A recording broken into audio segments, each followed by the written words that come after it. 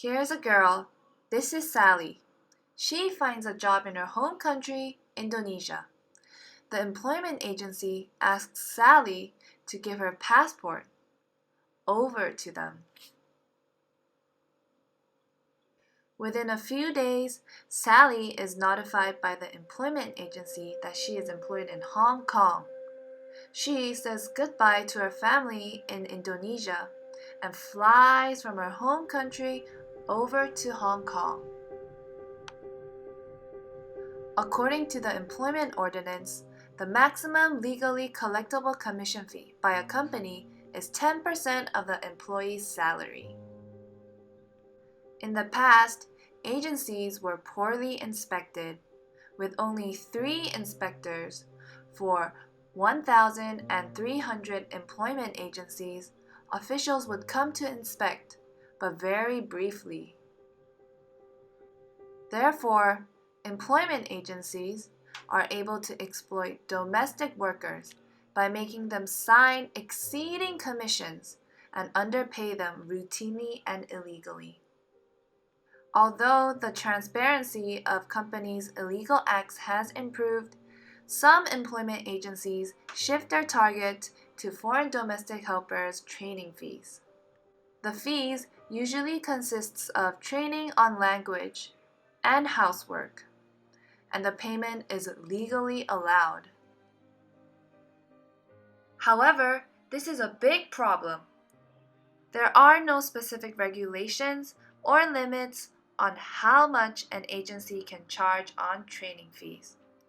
Thus, it is very hard for inspectors to trace the exact components and costs of training programs provided by the agencies. There are 2 cases when contracts are terminated or renewed. Taking the example of Indonesia, the Indonesian government requires employment contracts to be endorsed by the employment agency when finding a new employer. The Indonesian agencies in practice charges relatively little and reasonable fees for this required service. However, this requirement is not fully regulated in Hong Kong, in which the agencies in Hong Kong use as an advantage to overcharge foreign domestic helpers. As there is no paper trail, it is difficult for foreign domestic helpers to prove that they have been overcharged. Thus, even if they can, the Hong Kong agency avoids liability by falsely claiming that the fees were charged by the Indonesian agency. The policies on foreign domestic helpers are different in the Philippines, where the Philippines government does not require the endorsement of contracts by the local employment agencies. Furthermore, foreign domestic helpers from the Philippines are able to have contracts with employers independently by applying to the Philippine consulate themselves. Therefore, this problem is less prevalent within the Philippine domestic helpers than with Indonesian domestic helpers. Lastly, in some cases, agencies will take foreign domestic helpers to money-lending companies to help them borrow the money as a personal loan to get the training fees. This is mostly because foreign domestic helpers cannot afford those fees with their own money. However, the money that the foreign domestic helpers borrow goes directly to the employment agencies even though the money is classified as a personal loan. This leads to foreign domestic helpers repaying the money to the wrong party, even though they did not receive the money themselves. The problem comes as there is no paper trail, which the whole system becomes illegal.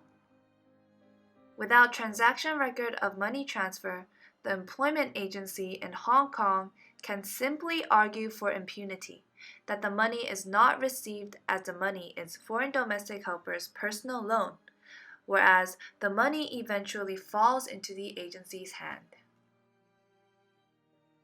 So, what are the consequences to this issue? First, the Indonesian government and the Philippines government will stop sending foreign domestic helpers, which may affect the Hong Kong economy and face a lack of domestic helper supply in Hong Kong. Secondly, Hong Kong's image may be affected and poorly damaged. Will you feel bad about it?